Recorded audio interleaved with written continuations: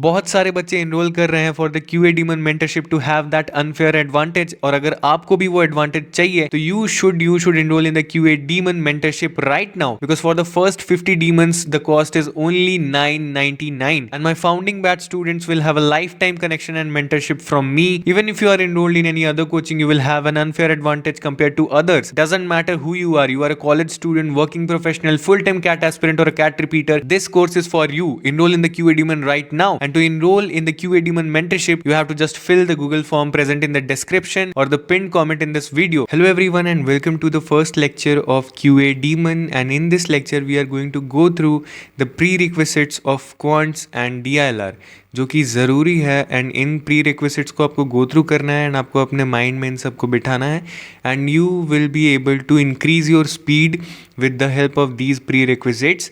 And ये बहुत ही ज़रूरी है आपका कैलकुलेशन स्पीड को फास्ट करने के लिए.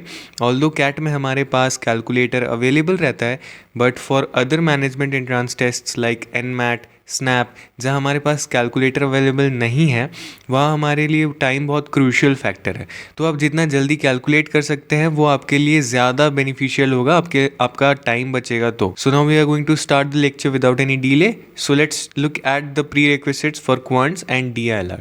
The first prerequisite for quants and DILR is tables up to 20.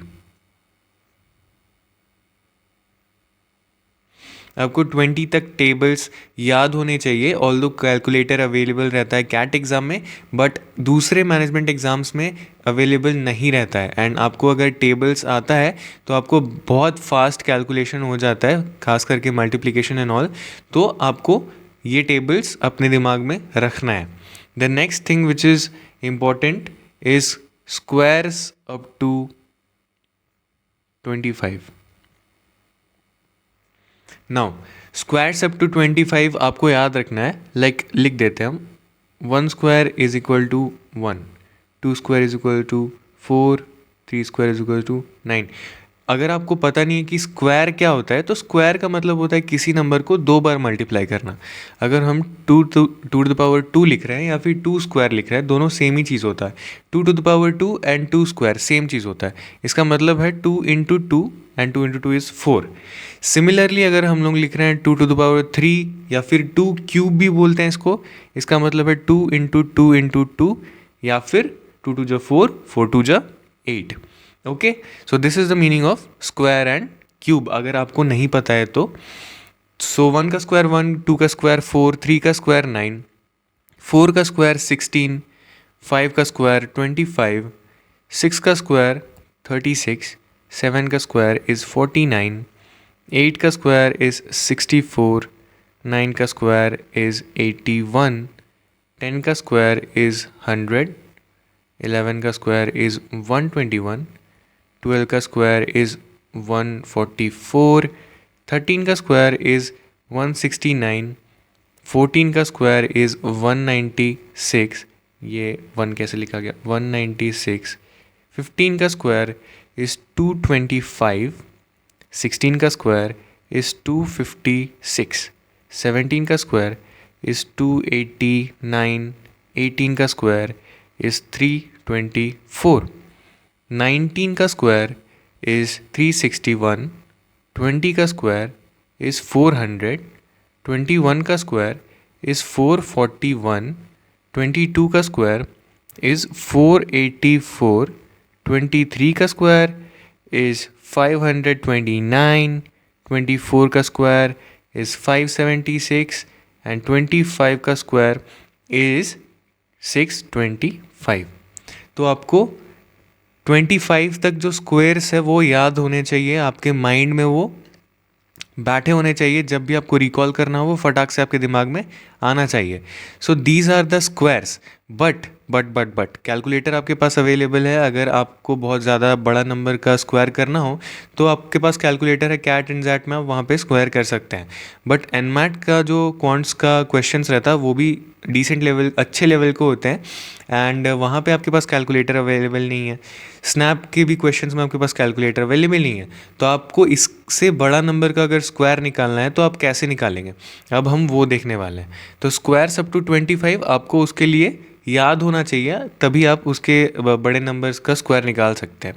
तो स्क्वायर्स अप टू 25 आपको याद है। सो अब हमें देखना है कि अगर हमें 25 से किसी बड़े नंबर का स्क्वायर निकालना हो without multiplying and without using calculator, तो हम उसको कैसे करेंगे। पहले देखते हैं 26 से 50 के बीच में किसी नंबर का स्क्वायर निकालना हो तो हम कैसे करेंगे। तो हम बेस मानेंगे 50 को एंड अप्लाई करेंगे 25 पे।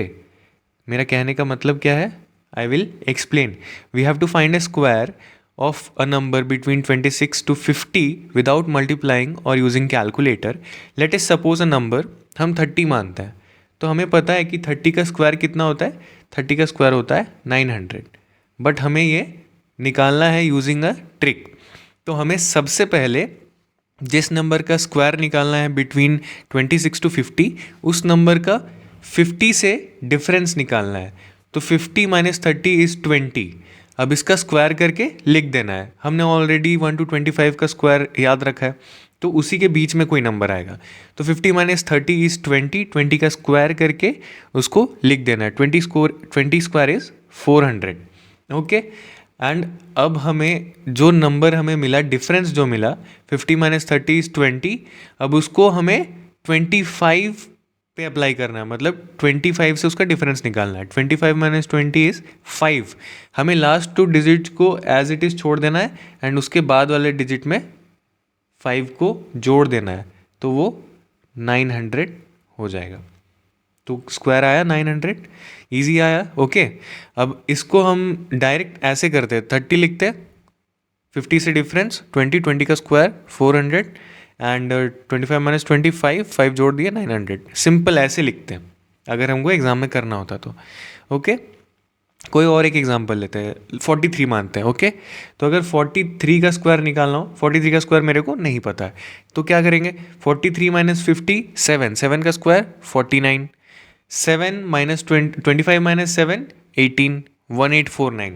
अब हमें 43 का स्क्वायर तो पता नहीं है, तो अब हमें 43 का स्क्वायर चेक करना होगा। तो 43 का स्क्वायर हम चेक करते हैं। 43 का स्क्वायर होता है 1849, जो कि हमारा आया है। एक और एग्जांपल देख लेते हैं। लेट अस सपोज 47 का स्क्वायर निकालना है, जिसका स्क्वायर मेरे को नहीं पता है। तो कैसे करेंगे, 47 माइनस 53, 3 का स्क्वायर 9, बट यहाँ पे 9 नहीं लिखेंगे, यहाँ पे लिखेंगे 09, क्योंकि हमें लास्ट 2 डिजिट्स को छेड़छाड़ नहीं करना है। 09, 3 डिफरेंस आया, 25 माइनस 3 22, तो हम उसके आगे 22 लिख देंगे। एक बार चेक कर लेते हैं। 47 इंटू 47 इज़ 2209। आई होप कि आपको समझ में आ गया होगा कि क्या करना है। एक बार फिर से बताते हैं। Late us suppose a number 35 का स्क्वायर निकालना है।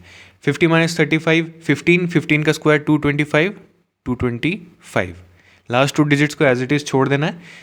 अब हमें डिफरेंस मिला था 15, 25 माइनस 15 10, तो 10 जोड़ देना है, वो हो जाएगा 1225। दिस इज़ 35 का square. Let us check once again. हमें लास्ट 2 डिजिट को छोड़ देना है एंड उसके आगे नंबर को ऐड कर देना है। Simple. So this is how we calculate the square of a number between 26 and 50। Also I would like to tell you guys कि जो भी आप पढ़ रहे हैं, जो भी आप लर्न कर रहे हैं, उसका एक प्रॉपर नोट्स बनाइए, एक प्रॉपर कॉपी बनाइए, ताकि आप उसको वापस से गो थ्रू कर सके जब आपको ज़रूरत हो। क्योंकि ये सब आप 1 दिन 2 दिन में आप देख कर आप 7वें दिन में वापस भूल जाइएगा।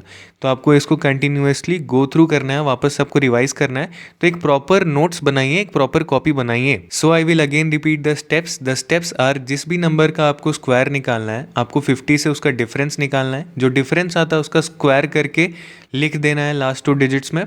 एंड देन जो डिफरेंस आया था उसको 25 से माइनस करके उसके आगे लिख देना। लास्ट 2 डिजिट्स को बिना हिंडर करते हुए उसके आगे लिखना है एंड ऐड कर देना, वो आपका फाइनल स्क्वायर आ जाएगा। एंड अब हम लोग सीखेंगे कि 51 से लेकर 75 के बीच में किसी नंबर का स्क्वायर निकालना हो तो हम कैसे निकालेंगे।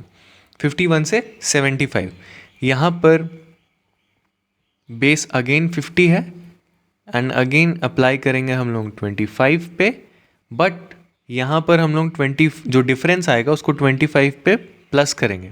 इसके पहले हम लोग 25 पे माइनस कर रहे थे, इसके पहले हमारा जो डिफरेंस आ रहा था उसका स्क्वायर करके हम लास्ट टू डिजिट्स में हमारा जो डिफरेंस आ रहा था उसका स्क्वायर करके हम लास्ट टू डिजिट्स में लिख रहे थे, बट जो डिफरेंस आ रहा था उसको 25 से माइनस करके लास्ट टू डिजिट्स के आगे लिख रहे थे. सो यहाँ पे हम लोग माइनस कर रहे थे, बट हमको यहाँ पर प्लस करना है.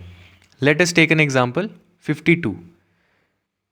सबसे पहले 50 से डिफरेंस निकालेंगे. 52 माइनस 50 इज 2. 2 का स्क्वायर 404 लिख देंगे. नाउ जो डिफरेंस आया था उसको 25 में प्लस कर देंगे. 25 प्लस 2 इज 27. 2704. नाउ 52 का स्क्वायर मेरे को नहीं पता है तो we will have to check it. And 52 into 52 is 2704. Again एक एग्जाम्पल लेते हैं. A little difficult word. Let us take 67. तो 67 का स्क्वायर निकालना है. सबसे पहले 50 से डिफरेंस निकालेंगे. 50 से डिफरेंस 17. 17 का स्क्वायर 289. तो हम लोग लिखेंगे 289. अब हम लोग 17 को 25 में प्लस करेंगे जो कि आ जाएगा 42. एंड अब इसको ऐड कर देंगे जो कि आ जाएगा 4489. एक बार हम लोग चेक कर लेंगे 67 का स्क्वायर कितना होता है. 67 का स्क्वायर होता है 4489. अगेन एक एग्जांपल लेते हैं 72. अगर हमें 72 का स्क्वायर निकालना है तो हमें 50 से डिफरेंस लेना होगा एंड वो हो जाएगा 22. 22 का स्क्वायर कितना हो जाएगा 484. फाइन. 484 हमें लिख दिया. अब हमें 22 को 25 में प्लस करना है जो कि हो जाएगा 47. तो हम यहाँ पे 47 लिख देंगे लास्ट टू डिजिट्स को छोड़कर एंड उसको ऐड कर देंगे 4815. सो 5184 होगा स्क्वायर हमारे हिसाब से, बट कैलकुलेटर के हिसाब से देख लेते हैं. 72 इंटू 72 होता है 5184. तो आई होप कि आपको ये भी समझ में आ गया होगा. नेक्स्ट हम लोग देखेंगे कि 75 से अगर 100 के बीच में किसी नंबर का स्क्वायर निकालना हो तो कैसे करेंगे. ये सिंपल है. लेट अस सपोज 98 का स्क्वायर निकालना है. 98 का स्क्वायर निकालने के लिए हमें यहाँ पे बेस मानना है 100 को. ओके. 100 माइनस 98 2. 2 का स्क्वायर 4 लिख दिए हम लोग. जब भी सिंगल डिजिट नंबर आए उसको 0 करके लिखना है तो 04. अब जो नंबर का स्क्वायर निकालना है उसी नंबर से डिफरेंस को माइनस कर देंगे. जैसे कि हमारे यहाँ पे डिफरेंस आया 2, तो 98 माइनस 2 96. तो 9604 हो जाएगा हमारा 98 का स्क्वायर. एक बार हम लोग चेक कर लेते हैं. या अगेन एक नंबर लेते हैं. Late us suppose 78. तो 78 का 100 से कितना डिफरेंस है 22. 22 का स्क्वायर कितना हो जाएगा 484. तो 484 लिख दिए. अब 22 को हमें 77 से माइनस करना है तो कितना आ जाएगा 56. तो 56 को हम ऐड कर देंगे 4806. 6084 आएगा 78 का स्क्वायर. तो क्या आएगा एक बार हम लोग चेक कर लेते हैं. 6084. अगेन एक नंबर ले लेते हैं 92. 92 का 100 से डिफरेंस 8. 8 का स्क्वायर 64. 64 लिखें एंड 8 को माइनस कर देंगे 92 से तो वो आ जाएगा 84. तो यहाँ पे हम लोग 84 लिख दिए. 8464 92 का स्क्वायर. सो 92 इंटू 92 8464. सो अगेन अब हम लोग देखेंगे कि 100 to 125 के बीच का किसी नंबर का हमें स्क्वायर निकालना है तो हम कैसे निकालेंगे. अगेन यहाँ पे हम 100 को बेस मानते हैं. अगेन हम लोग एक नंबर लेते हैं 104. अगर हमें 104 का स्क्वायर निकालना है तो हमें 100 से उसका डिफरेंस लेना है. आएगा 4. उसको स्क्वायर करना है लिख देना है 16. अब जितना नंबर जो डिफरेंस आया उसको जिस नंबर का स्क्वायर निकालना है उसमें ऐड कर देना है. तो हमारा डिफरेंस आया यहाँ पे 4. 104 प्लस 4 इज़ 108. हम यहाँ पे लिखेंगे 108. लास्ट टू डिजिट्स को कुछ नहीं करना, उसके आगे लिखना है. तो 10816. एक बार चेक कर लेते हैं. 104 इंटू 104 इज़ 10816. अगेन एक नंबर लेते हैं 112. 112 का स्क्वायर निकालना है. 12 आएगा डिफरेंस. 12 का स्क्वायर 144. अब 12 को हमें 112 में ऐड कर देना है तो आ जाएगा 124. 124 लास्ट टू डिजिट्स को छोड़कर. तो 4 4 4 प्लस 1 5 1 2 5 4 4. एक बार हम चेक कर लेते हैं. 112 इंटू 112 इज़ 12544. और एक नंबर ले लेते हैं 124.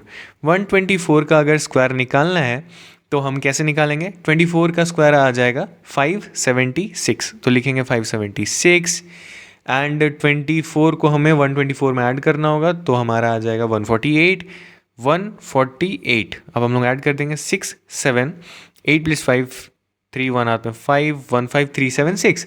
सो will again check 124 into 124 is 15376। So अब आपको समझ में आ गया होगा कि अगर हमें 1 से लेकर 125 के बीच में स्क्वायर निकालना पड़े तो हमें उसमें प्रॉब्लम नहीं होगा, चाहे हमारे पास कैलकुलेटर हो या कैलकुलेटर ना हो, हमें उसमें प्रॉब्लम नहीं आने वाला है।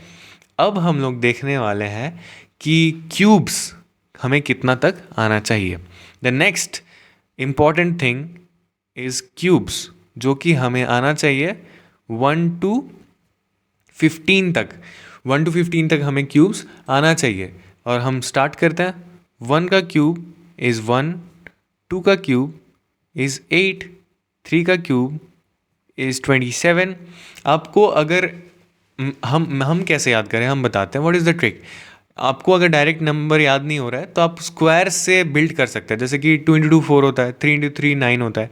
अब वैसे याद कर सकते हैं 2 × 2 × 2 2 2 × 4 4 × 8 3 3 9 3 27 4 4 16 4 64 5 5 25 5 125 6 6 36 6 1 216 7 7 49 7 343 8 8 64 8 512। ऐसे आप याद कर सकते हैं। तो एक बार हम लोग लिख लेते हैं। 4 4 16 4 64 5 5 25 5 125 6 का क्यूब इज़ 216 7 का क्यूब इज़ 343 एंड 8 का क्यूब इज़ 512। नाउ 9 का क्यूब इज़ 729।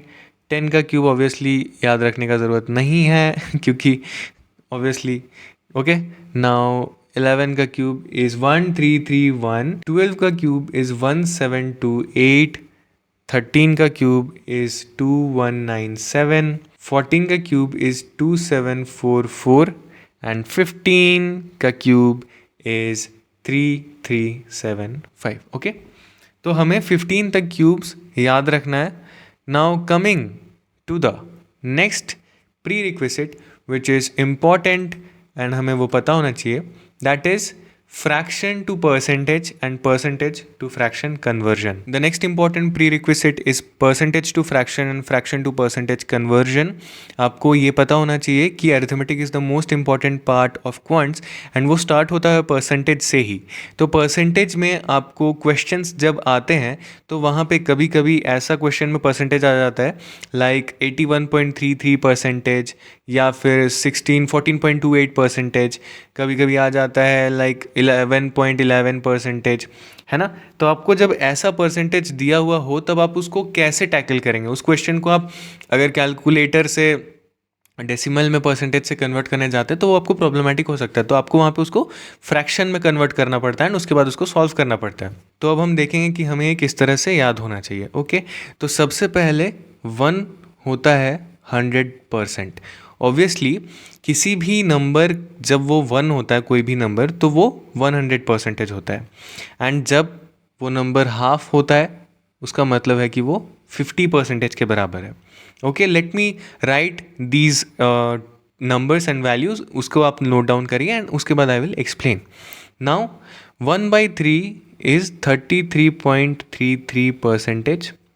2/3 इज 66.66%। उसको 66.67% भी बोलते हैं। Now 1/4 is 25%। 2/4 इज अगेन 2/4 का मतलब 1/2 ही है तो 50%। And 3/4 is 75%। नाउ 1/5, 2/5, 3/5, 4/5। तो 1/5 is 20%, 2/5 is 40%, 3/5 is 60%, 4/5 is 80%. Next is 1/6, 2/6, 3/6, 4/6, 5/6. 1/6 का वैल्यू है 16.67 परसेंट।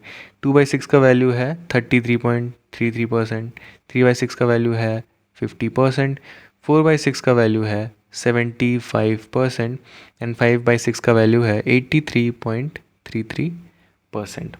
Now 1/7, 2/7, 3/7, 4/7, 5/7 and 6/7। 1/7 का वैल्यू होता है 14.28%। 2/7 का वैल्यू होता है 28.57, 42.35, 57.14, 71.42, 85.71, सब में percent. Okay, now comes 8। 1/8, 2/8, 3/8, 4/8, 5/8, 6/8, 7/8. 1/8 is 12.5%, 2/8 is 25%, 3/8 is 37.5%, 4/8 is 50%, 5/8 is 62.5%, 6/8 is 75%, and 7/8 is 87.5%. Now comes 9. 1/9, 2/9, 3/9, 4/9, 5/9, 6/9, 7/9, 8/9. 1/9, 11.11, 22.22, 33.33, 44.44, 55.55, 66.66, 77.77, 88.88, सब यहाँ पर परसेंटेज में है। ओके, देन है 10 का। 10 का obviously 1/10, 2/10, 3/10, 4/10, 5/10, 6/10, 7/10, 8/10, 9/10. This is 10%, 20%, 30%, 40%, 50%, 60%, 70%, 80%, 90%. Now comes 11. 1/11, 2/11, 3/11, 4/11, 5/11, 6/11, 7/11, 8/11, 9/11, 10/11. यहाँ पर 9 का टेबल चलेगा। 9%, 09.09, then 18.18, 27.27, 36.36, 45.45, 45, 54.54, 63.63, 72.72, 81.81, 90.90। ओके, तो ये है हमारा फ्रैक्शंस एंड उनके परसेंटेज वैल्यूज़। तो जब क्वेश्चन आपको पूछा जाएगा तो क्वेश्चन में आपको गिवन रहेगा परसेंटेज एक सर्टेन वे में, एंड आपको उसको फ्रैक्शन में कन्वर्ट करके कैलकुलेट करना होता है। ओके, तो हम एक बार देखते हैं। जैसे यहाँ पर 3/4, तो 3/4 को हमने 75% क्यों लिखा है? हम समझते हैं परसेंटेज का मतलब होता है divide by 100। Percentage means percent, तो 75 परसेंटेज का मतलब होता है 75 डिवाइड बाई 100। 75%, इसको हम लोग अगर रिड्यूस करते हैं तो 25 3 जा 75, 25 4 जा 100, it comes out to be 3/4। तो देखा जाए तो ये वैल्यू इसी के बराबर है एंड ये वैल्यू इसके बराबर है।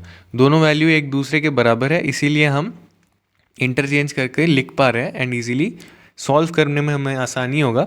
डेसिमल में अगर परसेंटेज रहता है तो हमें सॉल्व करने में मुश्किल होता है। और एक एग्जांपल देख लेते हैं। लेट इज सपोज ये 5/6 देख लेते हैं। 83.33 दिया, हम कैलकुलेटर का इस्तेमाल करते हैं। ओके, तो हम अगर कैलकुलेटर का इस्तेमाल करें 5/6, 83.33% का वैल्यू कितना है? 83.33% का मतलब कितना आएगा? 0.8333। ओके, अगर आपको नहीं समझ में आया तो 83% मतलब 83 divide by 100, it comes out to be 0.83। Now अगर हम 5/6 करें, 5 डिवाइड बाई 6, तो हमें अगेन सेम वैल्यू मिलेगा 0.83। इसीलिए इंटरचेंजेबल वैल्यूज़ होते हैं एंड हम उसको फ्रैक्शन को पुट कर देते हैं जब हमें ऐसा डेसिमल वाला परसेंटेज दिया रहता है, ताकि हम इजीली क्वेश्चन को सॉल्व कर सकें. Now the next important pre requisite which is required for quants and DILR is divisibility rules. तो अब हम लोग देखने वाले हैं डिविजिबिलिटी रूल्स.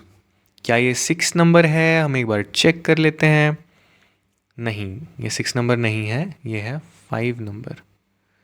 ओके, नंबर्स तुम लोग देख लेना अपने हिसाब से कितना कौन सा नंबर है. This is 5 number. हम देखने वाले हैं डिविजिबिलिटी रूल्स. ये जो रूल्स हम बता रहे हैं इनको आपको नोट डाउन करना है कि ऐसे ऐसे हम अप्लाई करें, ताकि आप बाद में उसको गो थ्रू करके आप याद कर सको. हमें डिविजिबिलिटी रूल्स पता होना चाहिए 2 से लेकर 11 तक का. ठीक है, हमें इसको नंबर सिस्टम में भी यूज़ कर सकते हैं, हम इसको बाकी जगहों में भी बहुत ज़्यादा यूज़ करते हैं, बहुत एंड DLR में भी बहुत ज़्यादा यूज़ होता है. सबसे पहले हम देखेंगे डिविजिबिलिटी रूल 2 का. डिविजिबिलिटी रूल 2 का क्या होता है? जब भी किसी नंबर का लास्ट डिजिट इवन हो तो वो 2 से डिविजिबल होता है. फॉर एग्ज़ाम्पल, अगर किसी नंबर का लास्ट डिजिट इवन हो, जो क्या हो सकता है 2, 4, 6, 8, 0. इवन का मतलब 2 से डिविजिबल हो रहा है वो नंबर, तो वो 2 से डिविजिबल है ऑब्वियसली. नाउ 3 का डिविजिबिलिटी रूल ये है कि जो नंबर है उसका सम 3 से डिविजिबल होना चाहिए. एक एग्जांपल लेते हैं 1, 3, 4, 6. तो हम लोग अगर इसका सम करें 6 + 4 10, 10 + 4 इज़ 14. तो क्या ये नंबर 3 से डिविजिबल होगा? एक बार कैलकुलेटर से चेक कर लेते हैं. 1346 डिवाइड बाई 3 हमारे हिसाब से नहीं होना चाहिए, जो कि नहीं है. बट हम कोई नंबर लेते हैं जिसका सम 3 के मल्टीपल में हो. ओके, जिसका सम 3 से डिवाइड हो रहा हो. तो हम ले लेते हैं 252. क्या ये 3 से डिवाइड होगा? 5 + 2 + 2 is 9 which is divisible by 3. तो ये 3 से डिविजिबल होना चाहिए. Okay, so this is divisibility of rule of 3, that sum of digits should be divisible by 3. और अगर ऐसा है तो पूरा नंबर भी डिविजिबल बाई 3 होगा. Now next, divisibility rule of 4. 4 का डिविजिबिलिटी रूल है कि कोई भी नंबर हो, कितना भी बड़ा नंबर हो, उसका लास्ट 2 डिजिट्स अगर 4 से डिविजिबल है तो पूरा नंबर भी 4 से डिविजिबल होगा. For example 1 0 5 6 7 8 9 2 3 1 4 0. तो यहाँ पे लास्ट 2 डिजिट्स क्या है? 40. क्या ये 4 से डिविजिबल है? यस. बट और ये 4 से डिविजिबल है तो पूरा नंबर भी 4 से डिविजिबल होगा. एक बार हम लोग चेक कर लेते हैं. 1 0 5 6 7 8 9 2 3 1 4 0. क्या ये 4 से डिविजिबल है? द मोमेंट ऑफ ट्रूथ, या 4 से डिविजिबल है. ओके, तो 4 का डिविजिबिलिटी रूल ये है, last 2 digits should be divisible by 4. 5 का डिविजिबिलिटी रूल सिंपल है, लास्ट डिजिट या तो 5 हो या तो 0. ओके, तो वो 5 से डिविजिबल होगा. 6 का डिविजिबिलिटी रूल ये है कि कोई नंबर अगर 2 या 2 and 3 दोनों से डिविजिबल है तो वो 6 से डिविजिबल होगा. तो यहाँ पे इसका डिविजिबिलिटी रूल ये है कि it should be divisible by 2 and 3. 7 का डिविजिबिलिटी रूल ये होता है कि अगर लास्ट डिजिट जो है वो नंबर का, उसको हम लोग डबल करेंगे एंड बाकी के डिजिट से माइनस करेंगे, बाकी के नंबर से माइनस करेंगे. अगर वो डिफरेंस जो आता है वो डिविजिबल बाई 7 होता है तो पूरा नंबर भी डिविजिबल बाई 7 होगा. फॉर एग्जांपल 1089, यहाँ पे लास्ट डिजिट है 9, 9 का डबल होगा 18 एंड बाकी के नंबर्स जो कि है 108, उससे हम लोग 18 माइनस करेंगे. अगर वो नंबर डिवाइड होता है 7 से तो पूरा नंबर भी 7 से डिवाइड होगा। 108 माइनस 18 इज़ 90, 97 से डिवाइड नहीं होता है तो 1089 भी डिवाइड नहीं होगा। एक बार हम लोग चेक कर लेते हैं। 1089 डिवाइड बाई 7 नहीं हो रहा है। और एक एग्जांपल लेते हैं 1008। नाउ 1008 का लास्ट डिजिट है 8, 8 इंटू 2 16। तो बाकी का जो नंबर है 100, 100 माइनस 16 अगर डिवाइड होता है 7 से तो 1008 भी 7 से डिवाइड होगा। 100 minus 16 is 84 and 84 is divisible by 7, so 1008 is divisible by 7। तो 7 का डिविजिबिलिटी रूल तुम खुद से लिखना। ओके, नाउ गोइंग टू 8 का डिविजिबिलिटी रूल। ओके, लिख देता है last digit into 2 difference with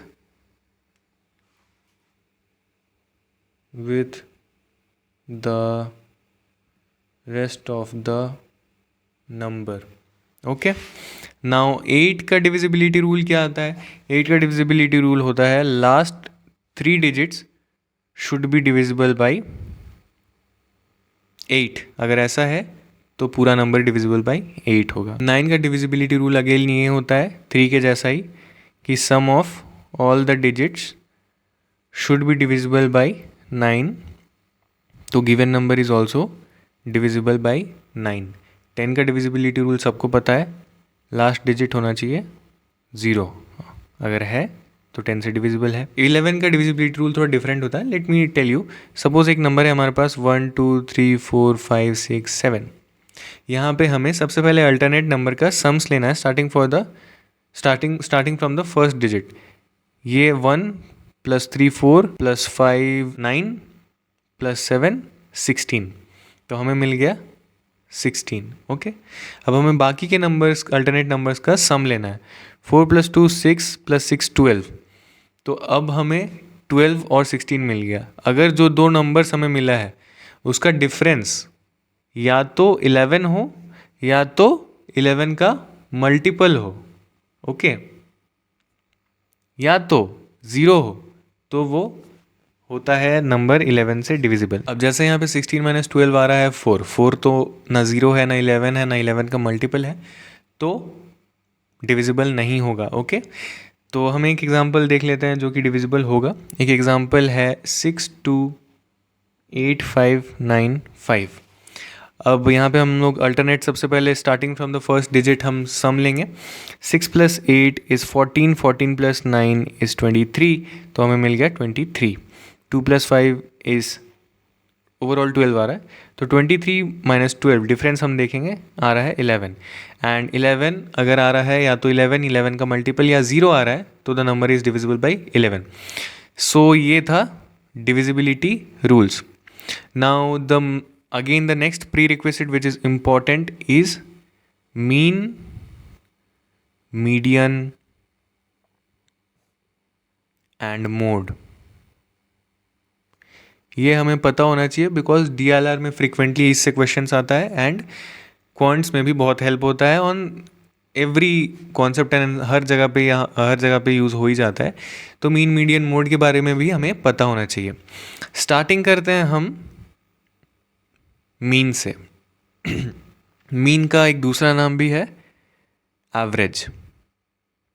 okay, mean का मतलब क्या होता है? मीन का सिंपल मतलब होता है आपको जितने भी टर्म्स दिए हुए हैं, जितने भी नंबर्स दिए हुए हैं, जितने भी डेटा सेट दिए हुए हैं, उनका sum of all the terms divided by total number of terms.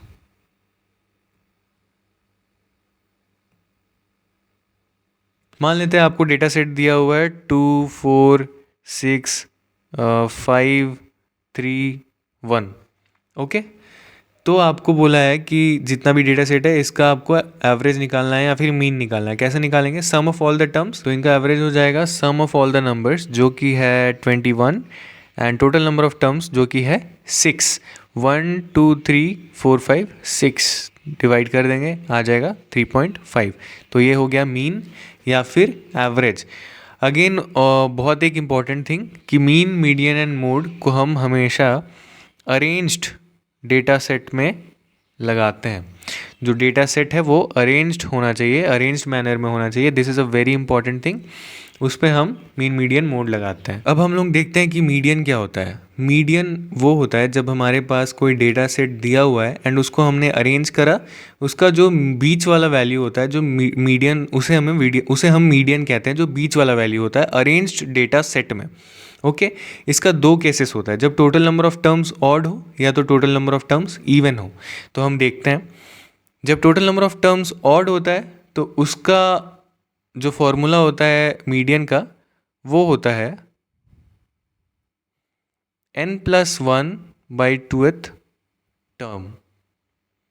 ये होता है मीडियन का वैल्यू। फॉर एग्जांपल हमारे पास एक डेटा सेट दिया हुआ है 1 2 3 4 5। यहाँ पे हमारे पास 5 टर्म्स है जो कि ऑड नंबर ऑफ टर्म्स है। तो यहाँ पे मीडियन का फॉर्मूला क्या हो जाएगा, n+1/2th टर्म, मतलब कि 5+1/2th टर्म, जो कि है 6/2, मतलब third term. And third term है हमारे पास 3, जो कि हमारे बीच वाला वैल्यू है। तो ये हो गया मीडियन जब हमारे पास ऑड नंबर ऑफ टर्म्स हो। जब हमारे पास इवन नंबर ऑफ टर्म्स हो तब मीडियन का फॉर्मूला होता है n/2th term plus n/2th plus 1 term by 2। ये होता है मीडियन का फॉर्मूला। फॉर एग्जांपल हमारे पास एक डेटा सेट है 1 2 3 4 5 6। अब यहाँ पे मीडियन का वैल्यू क्या आएगा, बीच का वैल्यू क्या आएगा, बीच का वैल्यू आना चाहिए 3.5। कैसे आएगा देखते हैं। n/2 हमारे पास n क्या है, नंबर ऑफ टर्म्स। यहाँ पर नंबर ऑफ टर्म्स है 6। n/2th टर्म मतलब कि 6/2 third term plus n/2th term plus 1 जो कि है फोर्थ टर्म डिवाइड बाई 2, जो कि है यहाँ पे 3 प्लस थर्ड टर्म है 3, फोर्थ टर्म है 4/2, 7/2, 3.5 है हमारा मीडियन जब हमारे पास total number of terms even है। तो ऐसे हम निकालते हैं। यहाँ पे 1 2 3 4 5 6 लेकर हम आपको बताएं, कोई भी नंबर हो सकता है। फॉर सपोज हमारे पास 21 एंड 18, 4 और 5। ओके 4 और लेट अस टेक 7। हमारे पास ये टर्म्स दिए हैं एंड हमें बोला गया है कि हमें मीडियन फाइंड करना है। जो हमारे पास डेटा गिवन है उसको पहले हमें अरेंज करना होगा। 4 7 18 21। हमारे पास टोटल 4 टर्म्स है तो इवन नंबर ऑफ टर्म्स है। इवन नंबर के लिए हम कैसे करते हैं, n/2th term plus n/2th plus 1th term by 2। कैसे होगा, यहाँ पे हमारा 4 नंबर ऑफ टर्म्स है तो 4/2 सेकेंड टर्म जो कि है हमारा 7 and second term plus 1 n/2 plus 1th term जो कि हमारा है 18/2 होगा हमारा मीडियन, जो कि हो जाएगा 25/2, 12.5 हमारा हो जाएगा मीडियन। अब हम लोग देख लेते हैं कि मोड क्या होता है। मोड का मतलब सिंपल है, जो भी हमें डेटा गिवन है उसमें जो टर्म सबसे ज़्यादा बार रिपीट हुआ है उसको हम लोग मोड कहते हैं। ये मीन मीडियन मोड हम किसी डेटा सेट में अप्लाई करते हैं। हमें डेटा दिया हुआ होता है, नंबर ऑफ टर्म्स दिया होता है, उनके वैल्यूज़ दिए होते हैं, तब हम मीन मीडियन मोड लगाते हैं। फॉर एग्ज़ाम्पल हमारे पास डेटा है 7 9 2 42 76 7 3 2 7 8 7। तो हमारे पास ये डेटा दिया हुआ है। अब हमें बोला कि मोड निकालना है। मोड का मतलब हमें पता है सिंपल, जो टर्म सबसे ज़्यादा बार रिपीट हुआ है वो है मोड। यहाँ पे सबसे ज़्यादा बार क्या रिपीट हुआ है, 7 7 7 7 4 बार रिपीट हुआ है, तो यहाँ पे मोड क्या होगा 7। Okay simple. Now the next important thing जो हमें पता होना चाहिए वो है टॉपिक्स जो कि हम कवर करने वाले हैं क्वांट्स में, वो आपको अच्छे से पता होना चाहिए। एंड जिस जिस मैनर में अभी हम बताने वाले हैं टॉपिक्स, उसी मैनर में हम सारे के सारे क्वांट्स के सिलेबस को कवर करने वाले हैं। तो आपको सारे के सारे टॉपिक्स पता होना चाहिए जो भी क्वांट्स में हमें पढ़ना है। ओके, तो टॉपिक्स स्टार्ट हम लोग करने वाले हैं अरिथमेटिक से। सबसे पहले हम देखेंगे कि अरिथमेटिक में कौन कौन से टॉपिक आते हैं। तो अरिथमेटिक में हम स्टार्ट करेंगे परसेंटेज से, then ratio and proportion, then time, speed and distance, then time and work, then profit, loss, discount, then simple interest and compound interest, then हम करने वाले हैं averages and mixtures and alligation। ये हमारा रहने वाला है अरिथमेटिक जो सबसे इम्पॉर्टेंट है, उसका टॉपिक्स हम लोग इसी मैनर में कवर करने वाले हैं। नेक्स्ट जो हमारा है इम्पॉर्टेंट इसके बाद वो है अलजेब्रा। अलजेब्रा हम कैसे कवर करने वाले हैं? अलजेब्रा हम स्टार्ट करेंगे सबसे पहले आइडेंटिटीज़ से। आइडेंटिटीज़ से हम लोग स्टार्ट करेंगे। नेक्स्ट हम लोग देखेंगे लीनियर इक्वेशंस। उसके बाद हम लोग देखेंगे क्वाड्रेटिक इक्वेशंस। उसके बाद हम लोग देखेंगे एक्सपोनेंट्स, देन इनइक्वालिटीज़, देन हम लोग देखेंगे फंक्शंस,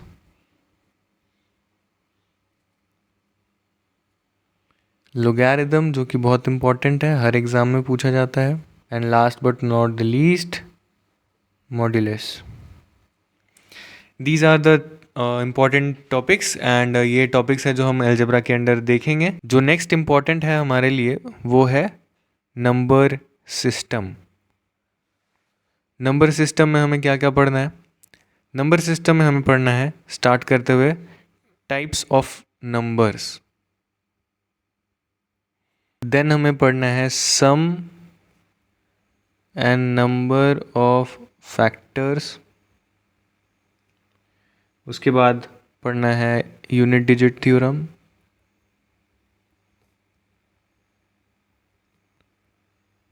उसके बाद पढ़ना है नंबर ऑफ ट्रेलिंग ज़ीरोज़।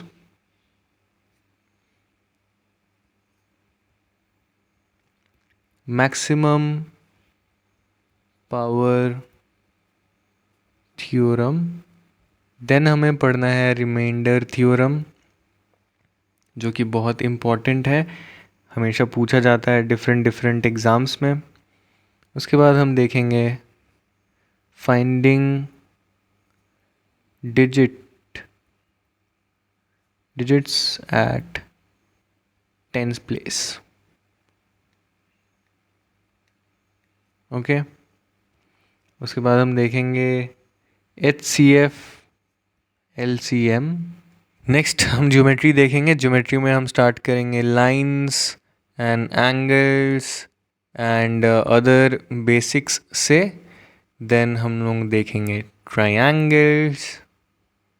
उसके बाद हम लोग देखेंगे circles, quadrilaterals, surface areas and volumes, different shapes and 3D ये का जो कि इम्पोर्टेंट होता है।